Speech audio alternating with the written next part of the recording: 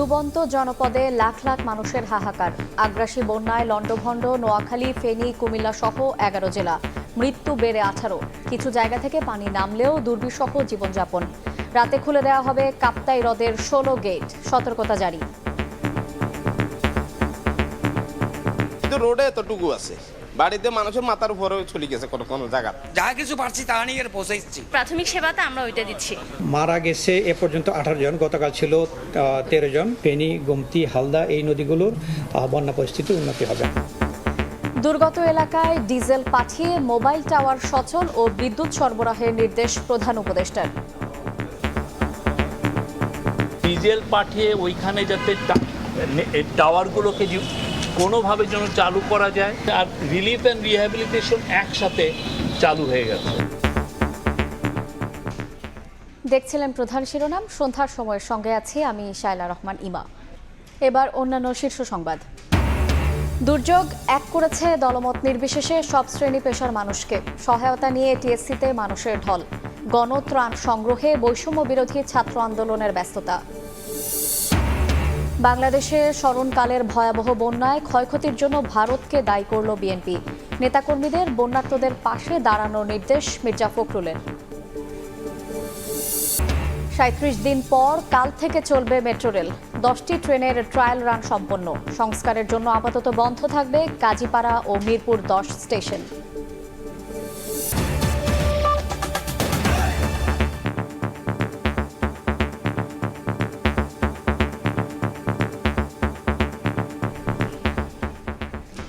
ডুবন্ত জনপদে লাখ লাখ মানুষের হাহাকার। আগ্রাসী বন্যায় লন্ডভন্ড নোয়াখালী, ফেনী, কুমিল্লা, চট্টগ্রাম সহ দক্ষিণ পূর্বাঞ্চলের 11 জেলা। কিছু জায়গায় পানি কমলেও দুর্বিষহ জীবনযাপন করছেন অগণিত মানুষ। চলছে বেঁচে থাকার লড়াই। এখন পর্যন্ত মারা গেছেন 18 জন। এদিকে স্মরণকালের ভয়াবহ বন্যায় কৃষি, মৎস্য ও প্রাণী সম্পদেরও ব্যাপক ক্ষয়ক্ষতি হয়েছে। ফেনী ও নোয়াখালীর বন্যা কবলিত এলাকা ঘুরে বিস্তারিত জানিয়েছেন আতাউর কাউসার।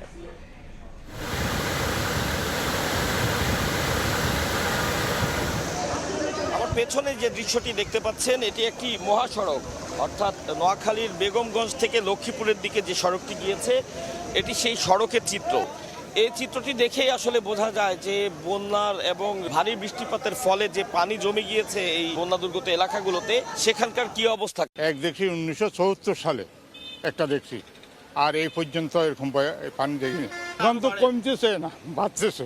পানি আসলে গতকালকে এখানে, আজকে এখানে মঙ্গলবারও একটু ভালো ছিল, বুধবার থেকে বেশি জোরে আসতেছে আর কি। সড়কটি আশপাশের নিচু জমি থেকে অন্তত 3 ফুট উঁচুতে।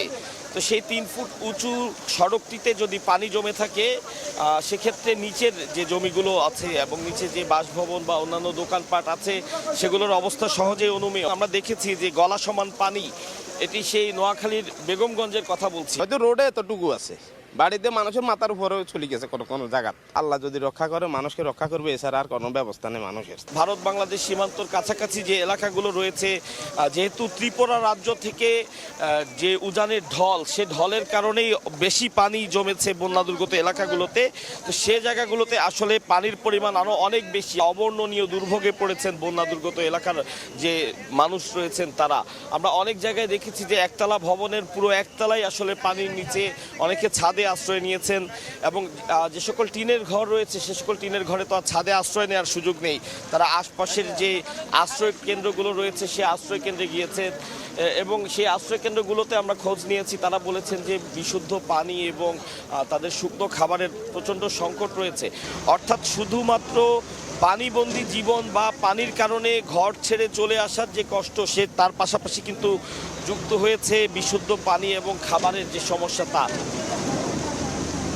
আমরা দেখেছি যে মানুষের মধ্যে যে ভ্রাতৃত্ববোধ, মানুষের প্রতি যে ভালোবাসা, তার একটি উজ্জ্বল নিদর্শন গত বেশ কদিন ধরে আমরা দেখতে পাচ্ছি। যে যেভাবে পারছে মানুষকে সাহায্য করছে, কেউ পানি দিয়ে, কেউ খাদ্য দিয়ে, কেউ আশ্রয় দিয়ে, প্রত্যেকে সাহায্য করছে, যেটি আসলে এই মুহূর্তে এই বানভাসী মানুষের জন্য সবচেয়ে বেশি প্রয়োজন।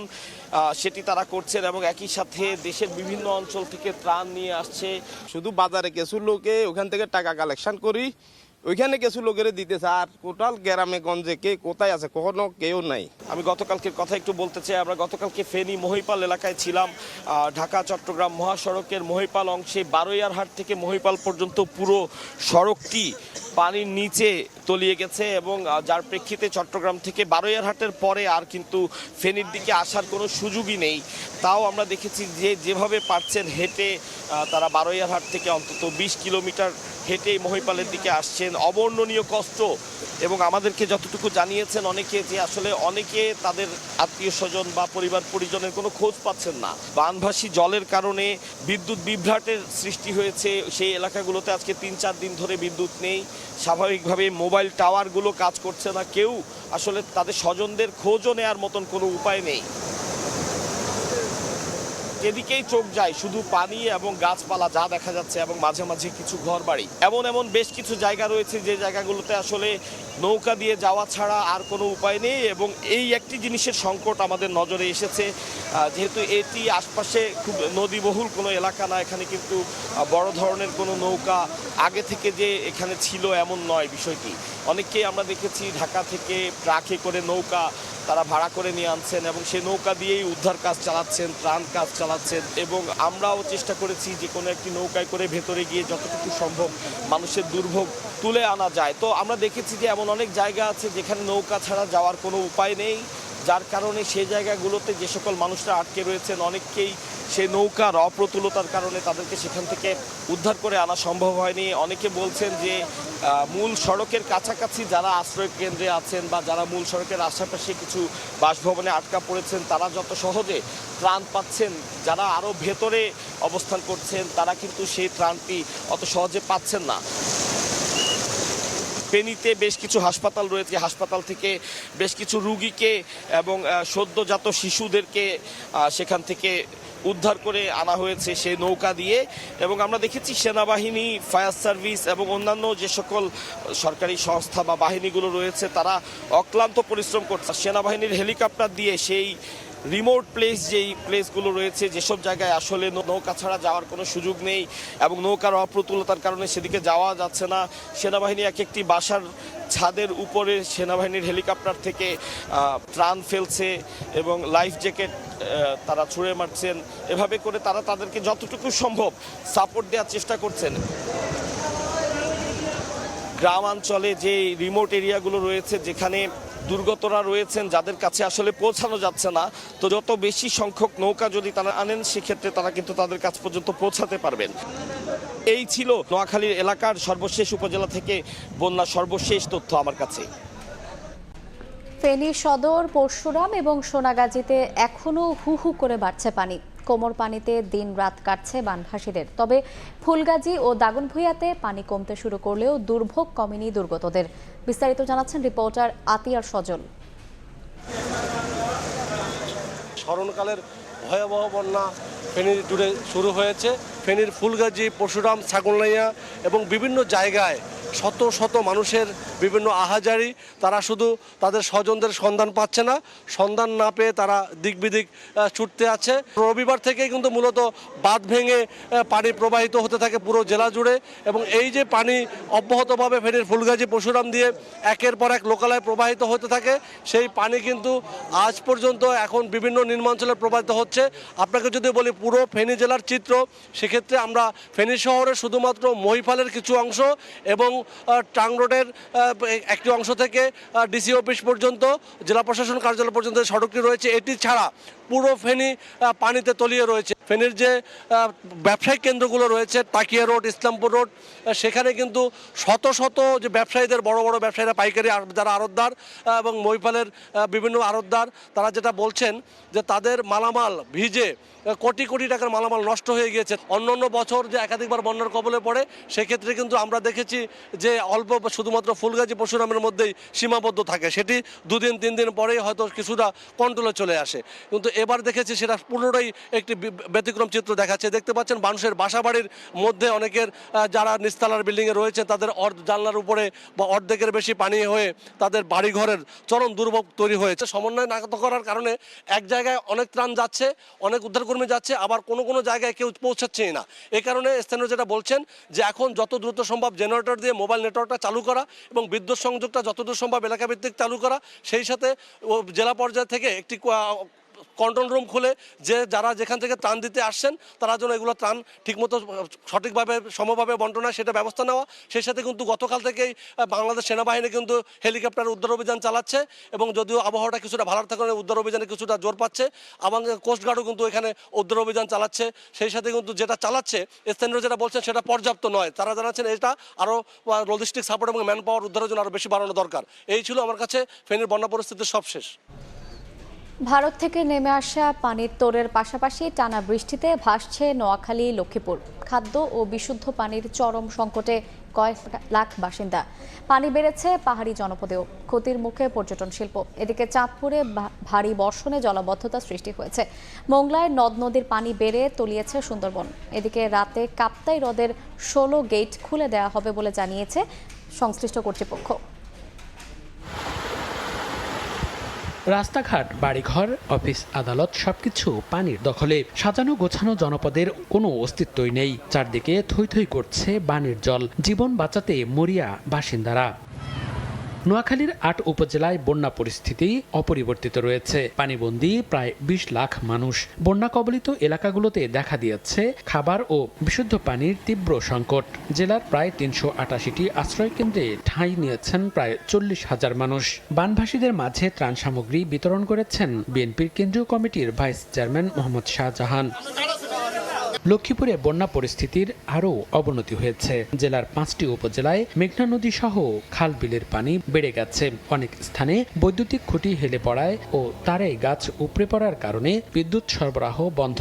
সদর, রায়পুর, রামগঞ্জ, রামগতি ও কমলনগর উপজেলার নিম্নাঞ্চলের গ্রামের পর গ্রাম, মাঠের পর মাঠ পানিতে ডুবে আছে। দুর্ভোগে লাখো মানুষ। হানি বাড়তে আছে, কমছে যা যখন আরো বাড়তে আছে। রান্না বান্না ভাতা হারিনি একদিন পরে যদি একদিন কোন রকম রান্তা মারি 7 দিনের টানা ভারী বর্ষণ ও উজান থেকে নেমে আসা পানিতে কাপ্তাই হ্রদ এখন টইটম্বুর। ডুবে গেছে রাঙামাটি পর্যটন শিল্পের আইকন ঝুলন্ত সেতু। হতাশ হয়ে ফিরে যাচ্ছেন পর্যটকরা। আর নিরাপত্তার কথা বিবেচনা করে সেতুতে পর্যটক চলাচলের নিষেধাজ্ঞা জারি করেছে কর্তৃপক্ষ। আর্থিক ক্ষতির মুখে পর্যটন সংশ্লিষ্টরা। খাগড়াছড়িতে বন্যা পরিস্থিতির আরও উন্নতি হয়েছে। বৃষ্টিপাত না থাকায় স্বস্তি ফিরেছে জনজীবনে। চেঙ্গি ও মাইনি নদী থেকে নেমে গেছে বন্যার পানি। বসতবাড়িতে ফিরতে শুরু করেছেন মানুষজন। তবে ক্ষতচিহ্ন দৃশ্যমান হচ্ছে। ভেসে গেছে সেতু, ভেঙে গেছে সড়ক। পুকুরে মাছ ও ক্ষেতের ফসল হারিয়ে দিশেহারা বাসিন্দারা। ক্ষতিগ্রস্তদের পাশে দাঁড়িয়েছেন সেনাবাহিনী ও বৈষম্য বিরোধী ছাত্ররা। অব্যাহত রয়েছে ত্রাণ সহায়তা। ভারী বর্ষণে জবুথবু চাঁদপুর। উঁচু জায়গায় বসতবাড়ি আর মূল সড়ক থেকে রক্ষা পেলেও ভারী বর্ষণে ডুবে গেছে সবকিছু। জলাবদ্ধ হয়ে পড়েছে সেচ প্রকল্প। শহরের বাগাদি, ধানুয়া, গাজীপুর, করোয়া সহ অর্ধশত গ্রামের একই চিত্র। সড়ক, সেচখালের রিংবাদ সবই এখন পানির নিচে। ভেসে গেছে শত শত খামারের মাছ। দুর্ভোগে 6টি উপজেলার কয়েক লাখ মানুষ। চলতি সমস্যা, রান্না বান্নার সমস্যা, গরু ছাগল দিয়ে, হাঁস মুরগি দিয়ে বিপদে আছে। হাজার হাজার টন টাকার, কোটি টাকার মাছ ছুটে গেছে মানুষও পানিবন্দী হয়ে গেছে। মাছের প্রজেক্ট সব বৃষ্টিতে সব ভেসে গেছে, সব মাছ চলে গেছে। হবিগঞ্জে বৃষ্টিপাত বন্ধ ও ভারতের পানির তোড় কমায় স্বাভাবিক হচ্ছে খোয়াই নদী। এতে প্লাবিত এলাকা থেকে ধীরে ধীরে সরছে বন্যার পানি। তবে বন্যার কারণে রেল সেতু ঝুঁকিপূর্ণ থাকায় এখনও ঢাকা সিলেট লাইনে রেল চলাচল বন্ধ রয়েছে। এদিকে মোংলার নদ নদীর পানি বিপদসীমার উপর দিয়ে প্রবাহিত হচ্ছে। প্রায় 4 ফুট উচ্চতার জলোচ্ছ্বাসে প্লাবিত হয়েছে সুন্দরবন ও উপকূলের কিছু কিছু জায়গা। গত 2-3 দিন ধরে সুন্দরবনের ভেতরেও পানি বেড়েছে। তলিয়ে গেছে বন সহ বনের করমজল পর্যটন কেন্দ্রের রাস্তাঘাট। তবে বন্যপ্রাণীর ক্ষয়ক্ষতির আশঙ্কা নেই বলে জানিয়েছে বন বিভাগ। মনিরুজ্জামান প্রান্ত, সময় সংবাদ।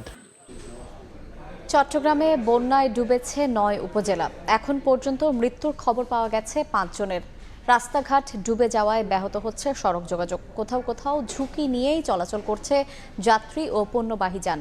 বৈরী আবহাওয়ায় ব্যাহত হচ্ছে বন্দরের কার্যক্রম।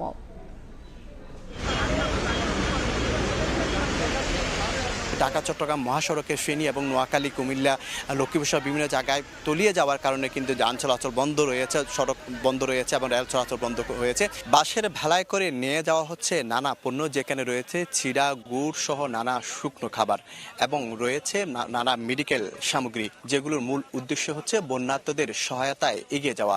চট্টগ্রাম থেকে বিভিন্ন, বিশেষ করে চট্টগ্রাম ফটিকছড়ি, হাটহাজারী, রাঙ্গুনিয়া, রৌজান সহ যে বিস্তীর্ণ এলাকা পানির নিচে তলিয়ে গেছে, সেখানে কিন্তু বিভিন্ন সংস্থার পক্ষ থেকে বিভিন্ন, বিশেষ করে যে কোটা সমন্বয়ক যারা আছে, সমন্বয়কের পক্ষ থেকে বিভিন্ন উপজেলায় তারা টিম গঠন করেছে। সেখানে কিন্তু সেই পণ্য সামগ্রীগুলো নিয়ে যাচ্ছে এবং মানুষের ঘরে ঘরে কিন্তু মানুষের হাতে হাত রেখে কিন্তু মানুষের যে বন্যার্ত যে মানুষগুলো রয়েছে তাদের ঘরে সেই পণ্যগুলো পৌঁছে দেওয়া হচ্ছে। বেশি অতিরিক্ত পানির জন্য কিন্তু আমরা দূরত্ব জায়গা যাইতে পারি না, যেতটুকু যাইতে পারছি অতটুকু বিভিন্ন সময় যা কিছু পারছি তা নিয়ে পৌঁছাচ্ছি। আমাদের পার্শ্ববর্তী হারুয়ালছড়ি, যেটা পূর্ব ফটিকছড়ি বলা হয়, ওখানে কিন্তু কোনো লোক যাওয়া হয় না এখনো। অন্যদিকে যে আমরা সড়কে যে দৃশ্য দেখেছি, সেখানে সকাল থেকে কিন্তু শত শত ট্রাকে করে বন্যার্থীদের জন্য কিন্তু বিভিন্ন শুকনো খাবার, কলা, পাউরুটি, বিস্কিট সহ যে শুকনো খাবার, সেগুলো ট্রাকে ভরে ভরে নিয়ে আসছে। বিভিন্ন দলে বিভক্ত হয়ে শত শত ট্রাক আমাদের চোখে পড়েছে। এখন এগুলো মানুষের পাশে দাঁড়ানোর জন্য তারা কিন্তু করেছেন।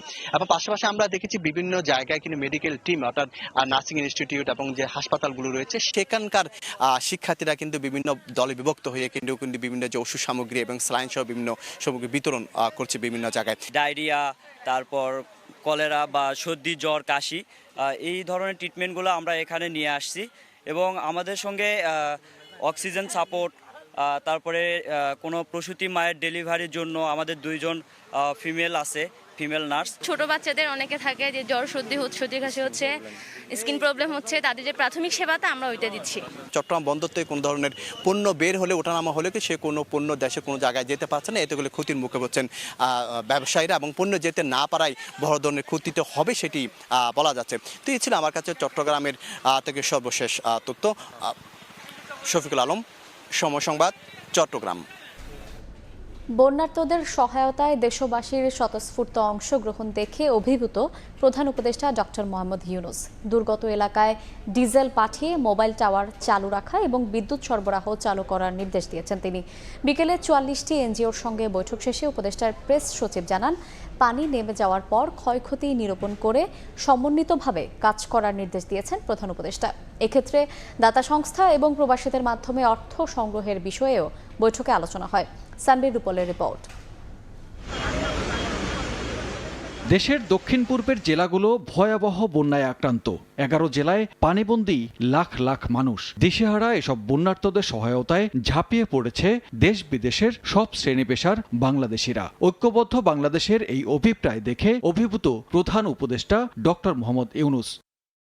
শনিবার 44টি এনজিও প্রতিনিধির সঙ্গে রাষ্ট্রীয় অতিথি ভবন যমুনায় বৈঠক করেন প্রধান উপদেষ্টা। প্রায় 2 ঘণ্টা বৈঠক শেষে প্রেস সচিব জানান, ক্ষয়ক্ষতি নিরূপণের পর দাতা সংস্থা ও প্রবাসীদের মাধ্যমে অর্থ সংগ্রহ করে সমন্বিতভাবে কাজ করার বিষয়ে সিদ্ধান্ত হয়েছে। বন্যা আক্রান্ত এলাকায় ডিজেল পাঠিয়ে মোবাইল টাওয়ার চালু রাখার ও বিদ্যুৎ সরবরাহ চালু করার নির্দেশ দেন ডক্টর ইউনূস। উনি কোঅর্ডিনেশনের কথা বলেছেন এবং উনি চাচ্ছেন যে এনজিওরা যে কাজটা করবেন সেটা যেন খুবই কোঅর্ডিনেটেড ওয়েতে করে।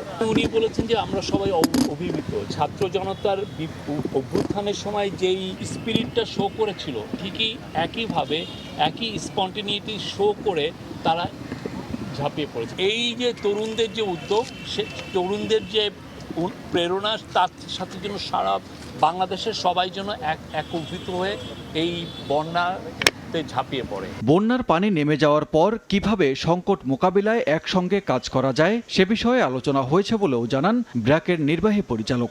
কী ধরনের ত্রাণ দরকার এবং সেই ধরনের ত্রাণ জোগাড় করা, পাশাপাশি কোন জায়গাতে ত্রাণটা বেশি দরকার সেই জায়গাগুলোতে যাচ্ছে কিনা সেখানে একটা সমন্বয়ের ব্যাপার আছে। তো সেই সমন্বয়টা আমরা আশা করছি এই সমন্বিত একটা নতুন পরিকল্পনার মাধ্যমে, আমরা একটা স্ট্রাকচারের মাধ্যমে আমরা যেতে পারব। জোন ভাগ করে ত্রাণ কার্যক্রম বন্যা কবলিত সবার দরজায় পৌঁছানোর বিষয়েও বৈঠকে প্রস্তাব দেওয়া হয়েছে। আমাদের একটা সমন্বয়ের। সানবির রূপল, সময় সংবাদ, ঢাকা। সন্ধ্যার সময় আরও থাকছে। অর্থনীতি অস্থিতিশীল করতেই ব্যাংক একীভূতের চেষ্টা হয়। আর্থিক খাত ধ্বংসের মূল হোতাদের ধরলে কোনো ক্ষতি হবে না, দাবি সিপিডির। ইসলামী ব্যাংক সংস্কারে নানা সুপারিশ। দুর্যোগ এক করেছে দলমত নির্বিশেষে সব শ্রেণী পেশার মানুষকে। বন্যার্ত মানুষকে সহায়তা করার জন্য ঢাকা বিশ্ববিদ্যালয়ের টিএসসিতে বৈষম্য বিরোধী ছাত্র আন্দোলনের গণত্রাণ সংগ্রহ কার্যক্রমে বিভিন্ন শ্রেণী পেশার মানুষের ঢল নেমেছে। শিক্ষার্থীদের এই উদ্যোগে অংশীদার হতে নগদ অর্থ, ত্রাণ সামগ্রী পৌঁছে দিতে আসেন অনেকেই। বিস্তারিত জানাচ্ছেন রাইদুল ইসলাম শুভ। যতদূর চোখ যায় চারিদিকে লোকে লোকারণ্য। কোনো জনসভা, প্রতিবাদ সমাবেশ কিংবা সাংস্কৃতিক অনুষ্ঠানে যোগ দিতে নয়, তারা এসেছেন বন্যা দুর্গতদের সাহায্যের জন্য। কিছুক্ষণ পরপরই ব্যক্তিগত গাড়ি আর ট্রাক এসে দাঁড়ালেই সঙ্গে সঙ্গে ত্রাণ সামগ্রী নামানোর কাজে লেগে পড়ছেন শিক্ষার্থীরা। শুধু গাড়ি নয়, কেউ পায়ে হেঁটে, কেউ রিক্সা করে, যে যার সামর্থ্য অনুযায়ী সহায়তা দিতে ছুটে এসেছেন ঢাকা বিশ্ববিদ্যালয়ের টিএসসিতে। কাপড়, শুকনো খাবার, ওষুধ, কেউ বা এনেছেন নগদ অর্থ নিয়ে। ভয়াবহ বন্যায় ক্ষতিগ্রস্তদের পাশে দাঁড়ানোর আহ্বান সর্বসাধারণের। শিশুদের জন্য অনেক শুকনো খাবার এবং আরো শুকনো খাবার এবং বস্ত্র এনেছি।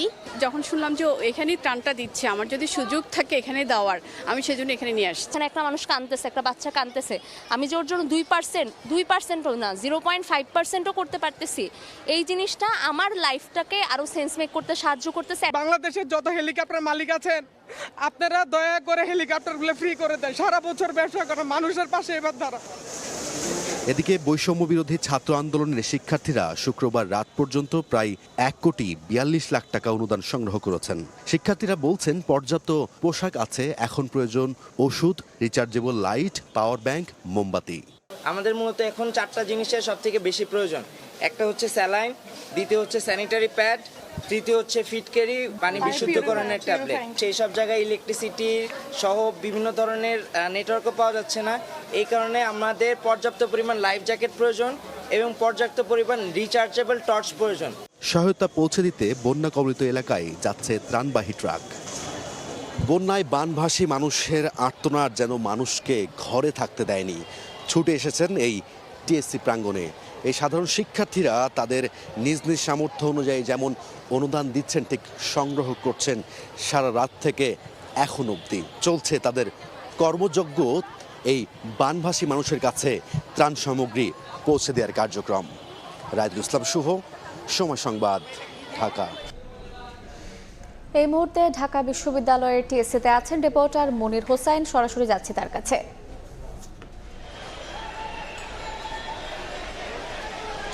দিন পেরিয়ে সন্ধ্যা নেমেছে, কিন্তু ঢাকা বিশ্ববিদ্যালয়ের টিএসসির চিত্র কিন্তু একই রয়েছে। এখন পর্যন্ত মানুষ স্বতঃস্ফূর্তভাবে ত্রাণ নিয়ে ছুটছেন টিএসসির দিকে। একটু যদি আমার পিছনে রাস্তায় দেখাতে চাই, এখনও কিন্তু যেই যানবাহনের দীর্ঘ সারি দেখা যাচ্ছে, এটি কিন্তু সাধারণ কোনো যানজটের চিত্র নয়। এই সব ব্যক্তিগত গাড়ি করে কিন্তু যে যা পেরেছে তার সামর্থ্য মতো আসলে ত্রাণ নিয়ে ছুটছেন। এবং যে বৈষম্য বিরোধী ছাত্র আন্দোলনের গণত্রাণ কর্মসূচি চলছে, সেই ত্রাণ কর্মসূচিতে অংশ নিতেই কিন্তু তাদের এই আগমন। যেভাবে পারছে, কেউ ব্যক্তিগত গাড়ি করে, কেউ পিকআপ ভ্যানে করে, সিএনজি করে, রিক্সা ভ্যান করে, যে যা নিয়ে পারছেন আসলে ব্যক্তিগত উদ্যোগে যেমন ত্রাণ সামগ্রী নিয়ে আসছেন টিএসসিতে, সেই ক্ষেত্রে কেউ কেউ প্রাতিষ্ঠানিকভাবে এবং বিভিন্ন সংস্থাও কিন্তু এই বৈষম্য বিরোধী ছাত্র আন্দোলনের গণত্রাণ কর্মসূচিতে অংশ নিচ্ছে। আমরা বিকেলে যেটি দেখেছি, র্যাব ফোর্স থেকে 2000 প্যাকেট আসলে দেয়া হয়েছে, ছাত্রদের কাছে হস্তান্তর করেছে। এবং এখনও যে আমরা টিএসসির সামনে এখনও দেখছি ছাত্ররা স্বতঃস্ফূর্তভাবে এই ত্রাণগুলো সংগ্রহ করছেন। যে ত্রাণবাহী গাড়িগুলো আসছে, সেই গাড়িগুলো থেকে নিজেরাই আনলোড করে সেগুলো নিয়ে যাচ্ছে। এবং সেক্ষেত্রে আমরা যেটি দেখেছি, যে শুকনা খাবার এসেছে, শুকনো খাবার আসছে, জামা কাপড় দিচ্ছে এবং নগদ অর্থ দিচ্ছে মানুষ। এবং এখনো পর্যন্ত বিপুল পরিমাণ মানুষ কিন্তু এখানে আছে এবং ত্রাণ নিয়ে অনেকে লাইনে দাঁড়িয়ে আছে, তারা দেওয়ার সুযোগ পাচ্ছে। এবং যে স্বেচ্ছাসেবীরা আছে তারা কিন্তু আগ্রহ সহকারে এবং উৎসাহ দিয়ে ত্রাণ গ্রহীতাদের কাছ ত্রাণ গ্রহণ করছে। যারা ত্রাণ দিতে এসেছেন, ত্রাণদাতাদের কাছ থেকে উৎসাহ এবং মাঝে মাঝে স্লোগান দিয়ে দিয়ে আসলে ত্রাণ সংগ্রহ করছেন এবং সেই উৎসাহ দিচ্ছেন সাধারণ মানুষ যারা আসছেন তাদেরকে সেই উৎসাহ দিয়ে আসলে ত্রাণ সামগ্রী তারা সংগ্রহ করছেন এবং যেই তাদের পরবর্তী ধাপ সেই পরবর্তী ধাপগুলো তারা সম্পন্ন করছে। এবং তারা আমাদেরকে বিকেলেও যেটি জানিয়েছে, আজকে বিশেষ করে মেডিসিন আসছে, খাবার স্যালাইন আসছে এবং শিশু খাদ্যের কথা তারা আমাদেরকে বারবার বলেছে যে কিছু সংখ্যক কম পরিমাণ আসলে শিশু খাদ্য আসছে, সেক্ষেত্রে আসলে তাদের শিশু খাদ্য পরিমাণ বাড়াতে এবং শিশু খাদ্যের প্রয়োজন বলে আসলে তারা জানিয়েছে। এবং যেই ত্রাণ কার্যক্রম সেটি আসলে তাদের চলমান রয়েছে এবং এই চলমান প্রক্রিয়া তারা চলবে এবং সারা দেশ থেকে যে মানুষ এবং ঢাকা শহর থেকে যে মানুষগুলো আসছে তারা সেই ত্রাণ সংগ্রহ করছে। তো টিএসসি থেকে এই ছিল আমার কাছে এখনকার মতো সব শেষ। আমরা সরাসরি ছিলাম ঢাকা বিশ্ববিদ্যালয়ের টিএসসি প্রাঙ্গণে। বাংলাদেশে চলমান বন্যায় ক্ষয়ক্ষতির জন্য ভারতকে দায়ী করল বিএনপি। অভিন্ন নদীতে অন্যায়ভাবে বাঁধ নির্মাণ ও পানি ছাড়ার আগে বাংলাদেশকে সতর্ক না করায় মোদী সরকারের সমালোচনা করেন তারা। দেশের বিভিন্ন জেলায় বন্যার্তদের পাশে দাঁড়াতে নেতাকর্মীদের আহ্বান জানান বিএনপি মহাসচিব মির্জা ফখরুল ইসলাম আলমগীর। প্রলয়ঙ্করী বন্যার কবলে দেশের দক্ষিণ ও উত্তর পূর্বাঞ্চলের 11টি জেলার প্রায় 50 লাখ মানুষ। দুর্গত এলাকার মানবেতর অবস্থা তুলে ধরে শনিবার এমন পরিস্থিতির জন্য অভিন্ন নদীগুলোতে ভারতের বাঁধ নির্মাণ, ভাটির দেশ বাংলাদেশে বাঁধ খুলে দিয়ে একতরফা পানি প্রত্যাহার ও বাংলাদেশকে অবহিত না করাকে দায়ী করেছেন বিএনপি নেতারা।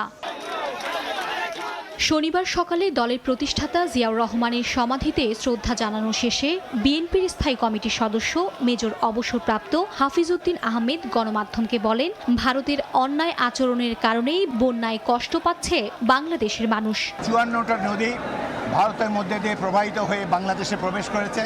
প্রত্যেকটি নদীতে অন্যায়ভাবে ভারত সেখানে বাঁধ নির্মাণ করেছে। এদিকে জাতীয় প্রেস ক্লাবে এক আলোচনা সভায় অংশ নিয়ে বিএনপি মহাসচিব মির্জা ফখরুল ইসলাম আলমগীর বন্যার্তদের পাশে দাঁড়াতে নেতাকর্মীদের নির্দেশ দিয়েছেন। এই বন্যায় দুর্গত হয়ে, বানভাসী হয়ে, বাস্তুচ্যুত হয়ে এখন আশ্রয় খুঁজছেন এবং চরম দুর্ভোগে পতিত হচ্ছেন, সেই সমস্ত জনগণের প্রতি আমরা তাদের সঙ্গে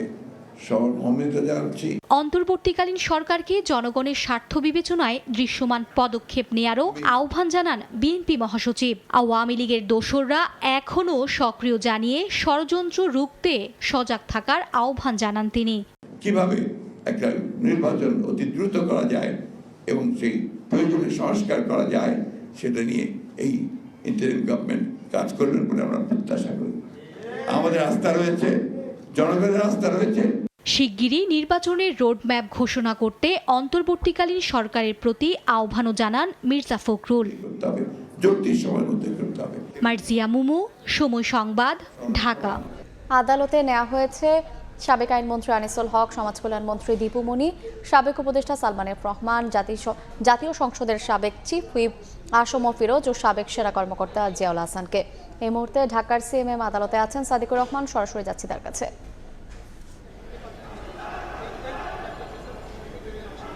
হ্যাঁ, এই মাত্র আসলে কড়া নিরাপত্তার মধ্য দিয়ে এখানে ঢাকা মহানগর গোয়েন্দা পুলিশের কার্যালয় থেকে 2টি গাড়ি কিন্তু এই সিএমএম কোর্টের যে হাজতখানা সেখানে প্রবেশ করেছে। আমরা দেখেছি যে একটি প্রিজন ভ্যান এবং আরেকটি হায়েস গাড়ি।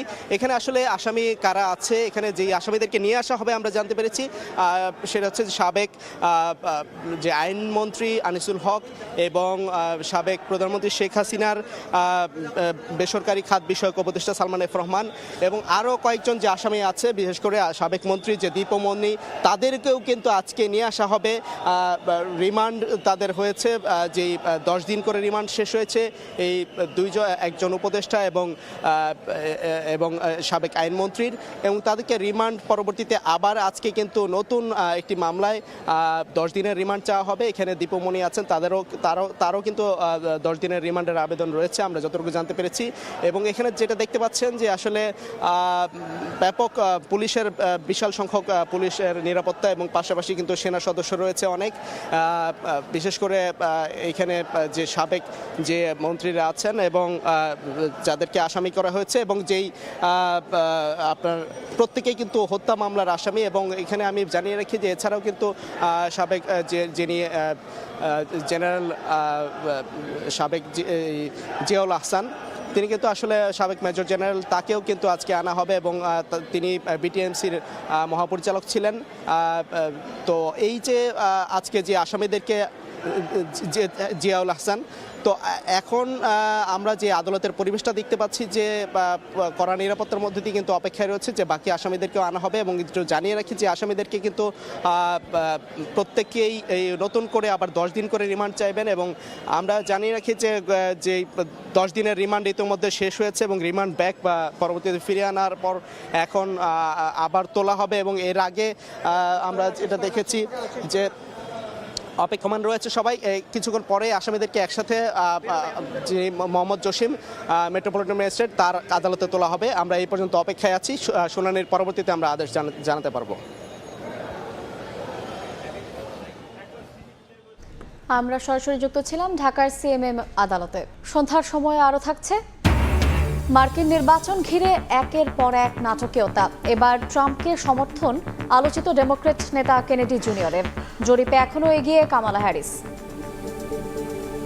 37 দিন বন্ধ থাকার পর কাল থেকে চলবে মেট্রো রেল। এরই মধ্যে বৃহস্পতি, শুক্র ও শনিবার মেট্রো রেল পরীক্ষামূলকভাবে চালানো হয়েছে। কাল সকাল থেকে রাত পর্যন্ত চলবে মেট্রো রেল, তবে মেরামত ও সংস্কারের জন্য আপাতত কাজীপাড়া ও মিরপুর 10 স্টেশনের কার্যক্রম বন্ধ থাকবে। আজ ট্রায়াল রান করে প্রস্তুতি নিচ্ছে মেট্রো রেল পরিচালনাকারী company Dhaka mass transit company limited. অতিরিক্ত প্রকল্প পরিচালক মোহাম্মদ জাকারিয়া জানান, সকাল থেকে এ পর্যন্ত 10টি ট্রেনের ট্রায়াল রান হয়েছে। স্বাভাবিক সময়ে যেভাবে ট্রেন চলেছে সেভাবেই চালানো হয়েছে। এতে লাইনে কোনো সমস্যা দেখা যায়নি। এর আগে ছাত্র জনতার আন্দোলন চলাকালে গত 18 জুলাই মিরপুর 10 নম্বর গোলচত্বরে পুলিশ বক্সে অগ্নিসংযোগ করা হলে ওই দিন বিকেলে মেট্রো রেলের চলাচল বন্ধ করে দেয় কর্তৃপক্ষ। এর পরদিন মিরপুর 10 ও কাজীপাড়া স্টেশনে ভাঙচুর চালায় দুর্বৃত্তরা। আন্তর্জাতিক ষড়যন্ত্রের মাধ্যমে রাষ্ট্রীয় পৃষ্ঠপোষকতায় পরিকল্পিতভাবে ইসলামিক ব্যাংক ব্যবস্থাকে ধ্বংস করা হয়েছে। পুরানো পরিচালনা পর্ষদ ফিরিয়ে এনে ব্যাংকটির শৃঙ্খলা ফিরিয়ে আনার দাবি জানিয়েছেন ইসলামিক ব্যাংক গ্রাহক ফোরাম।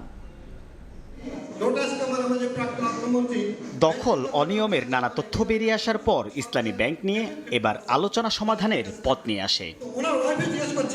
শনিবার রাজধানীর মতিঝিলের একটি হোটেলে মতবিনিময় সভায় বসেন ইসলামী ব্যাংকিং ব্যবস্থার গ্রাহক ফোরামের সদস্যরা। খাতটি নানা অনিয়ম দুর্নীতির তথ্য তুলে ধরে দেন সমাধানের দিক নির্দেশনা। আমাদের লোন স্যাংশন করতে পারি না এবং লোন স্যাংশন করলে আমার টাকা পাই না, কিন্তু এসআলম গ্রুপ তার সব টাকা পায়, তার ডলার পেমেন্ট ঠিক মতো হয়। ইসলামী ব্যাংকের এলসি আগে আমরা যে কোনো জায়গায় দিতাম তার সানন্দ গ্রহণ করতো, এখন ইসলামী ব্যাংকের এলসি কোনো ব্যাংক পৃথিবী কোনো ব্যাংক নিচ্ছে না। রাতের অন্ধকারে অস্ত্রের মাধ্যমে ব্যাংকটি দখল করে নিয়ে গেল। একটা গোষ্ঠী ইসলামী ব্যাংকে ধ্বংস করে দিয়েছে, বিশেষ করে বিগত সরকার। অনুষ্ঠানে গ্রাহক গ্রহণযোগ্যতা ফিরিয়ে আনতে নিরপেক্ষ ব্যক্তিদের দিয়ে বোর্ড গঠনের আহ্বানও জানান ব্যবসায়ীরা। ইসলামী ব্যাংকিং, এই শরিয়া ভিত্তিক ব্যাংকিংগুলো দখল এবং ধ্বংস করার জন্য যারা মাঠ তৈরি করেছিল তাদের আমি আসলে আগে বিচার দাবি করব, কারণ তারা শুধুমাত্র এই শরিয়া ভিত্তিক ব্যাংকিং ব্যবস্থা ধ্বংসের জন্য তারা এই কাজটা করেনি, তারা এটা করেছিল এই দেশের অর্থনীতিকে ধ্বংসের জন্য। নামমাত্র শেয়ার হোল্ডারদের ব্যাংকের মালিকানা দাবি করাকে অযৌক্তিক উল্লেখ করে এনবিআর এর সাবেক চেয়ারম্যান আব্দুল মজিদ বলেন, ইসলামিক ও শরিয়া ভিত্তিক ব্যাংকগুলোর ক্ষতির কারণে এলসিও রেমিটেন্স খাতও ক্ষতিগ্রস্ত হয়েছে। যে ব্যাংকেরই এইভাবে রাতের আধারে কোনো বিশেষভাবে যখন এইরকম মালিকানাগুলো পরিবর্তন করে দেওয়া হলো, তখনই কিন্তু সোচ্চার হওয়া দরকার ছিল, বলা দরকার ছিল। কেউ কিন্তু কোনো কথা বলেনি, সবাই ওই রেগুলেটরের দিকে তাকিয়ে আছে। এখন রেগুলেটরকে যদি সে কিনে নিয়ে থাকে। সংকট মোকাবিলায় কেন্দ্রীয় ব্যাংকের নতুন করে টাকা না ছাপিয়ে বরং পাচার হওয়া অর্থ ফেরত আনায় বেশি জোর দেন সভায় অংশগ্রহণকারীরা। ইসলামী ব্যাংক ব্যবস্থার সংস্কারে গভর্নরের কাছে স্মারকলিপি দেওয়া হবে বলেও সভায় জানায় ইসলামী ব্যাংক গ্রাহক ফোরাম। ইসলামী ব্যাংক নিজেই ধার করা শুরু করবে। সরকার পতনের পর সম্প্রতি নতুন করে আলোচনায় আসে ইসলামী ব্যাংক। এসআলমের দখলদারিত্বের পাশাপাশি উঠে আসে প্রায় ৭৫,০০০ কোটি টাকা লুটপাটের খবর। সাইফুল ইসলাম, সময় সংবাদ, ঢাকা। দেশের বাইরের খবর। আসন্ন মার্কিন নির্বাচনে স্বতন্ত্র প্রার্থী হচ্ছেন না ডেমোক্র্যাট দলের রবার্ট এফ কেনেডি জুনিয়র। নির্বাচন থেকে সরে দাঁড়ানোর পাশাপাশি বিরোধী রিপাবলিকান দলের প্রার্থী ডোনাল্ড ট্রাম্পের প্রতি সমর্থনের কথা জানিয়েছেন তিনি। এতে ট্রাম্পের পাল্লা কিছুটা ভারী হলো বলে মনে করছেন কেউ কেউ, যদিও বিভিন্ন জরিপে বলা হচ্ছে ট্রাম্পের চেয়ে জনপ্রিয়তায় এগিয়ে রয়েছেন কামালা হ্যারিস। কামালা হ্যারিসকে প্রার্থী করায় ডেমোক্রেট শিবির যখন জন্ম নেয়, তখনই মার্কিন ভোটের রাজনীতিতে নতুন মোড় যোগ করেন রবার্ট এফ কেনেডি জুনিয়র। দীর্ঘদিন ডেমোক্রেট শিবিরে কাটালেও ঘোষণা দেন স্বতন্ত্র প্রার্থী হওয়ার। মার্কিন নির্বাচন ঘিরে নাটকীয়তার এখানেই শেষ নয়। শুক্রবার কেনেডি জুনিয়রের নতুন ঘোষণা ভোটের হিসাব নিকাশ অনেকটাই বদলে দেওয়ার মতো। নিজের প্রার্থিতা প্রত্যাহার করে জুনিয়র কেনেডি সমর্থন দিয়েছেন কামালার প্রতিদ্বন্দ্বী ডোনাল্ড ট্রাম্পকে। একই দিন 70 বছর বয়সে কেনেডি জুনিয়র অ্যারিজোনায় যোগ দেন ট্রাম্পের নির্বাচনী সমাবেশেও। রাজনীতি বিশ্লেষকদের ধারণা, মার্কিন রাজনীতিতে কেনেডি পরম্পরার কাউকে নিজের পক্ষে পাওয়ায় ভোটের পাল্লা কিছুটা হলেও ভারী হলো ট্রাম্পের। যদিও বিভিন্ন জরিপে বলা হচ্ছে ট্রাম্পের চেয়ে এখনও জনপ্রিয়তায় এগিয়ে আছেন কামালা। নির্বাচনের বাকি আর 10 সপ্তাহ। এর আগেই জুনিয়র কেনেডির রিপাবলিকান শিবিরকে সমর্থনের সিদ্ধান্ত অভূতপূর্ব ও বুদ্ধিদীপ্ত বলে উল্লেখ করেছেন Trump. person. I've known him for so long. For the past 16 months, Robert F. Kennedy Jr. His candidacy has inspired millions and millions of Americans, raised critical issues that have been too long ignored in this country. Trump স্বাগত জানালেও বেজায় চটেছেন Kennedy জুনিয়রের বোন Kerry Kennedy. ট্রাম্পকে সমর্থন দেওয়ার সিদ্ধান্ত যুক্তরাষ্ট্রের সাবেক প্রেসিডেন্ট জন এফ কেনেডিও তার পারিবারিক আদর্শের প্রতি বিশ্বাসঘাতকতা বলেও মন্তব্য করেছেন কেরি। রাইসা জান্নাত, সময় সংবাদ। এ পর্যায়ে শীর্ষ সংবাদগুলো জানিয়ে দিচ্ছে আরেকবার।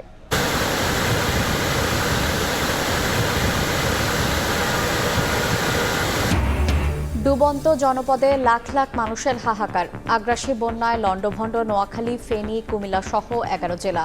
মৃত্যু বেড়ে 18। রাতে খুলে দেওয়া হবে কাপ্তাই হ্রদের 16 গেট। বন্যার্তদের সহায়তায় দেশবাসীর স্বতঃস্ফূর্ত অংশগ্রহণে অভিভূত ডক্টর ইউনূস। দুর্গত এলাকায় ডিজেল পাঠিয়ে মোবাইল টাওয়ার সচল ও বিদ্যুৎ সরবরাহের নির্দেশ। 44 এনজিওর সঙ্গে বৈঠক।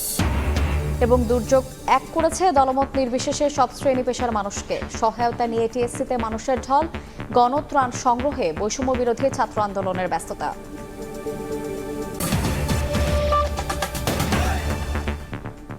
এই ছিল সন্ধ্যার সময়। সঙ্গে থাকুন সময়।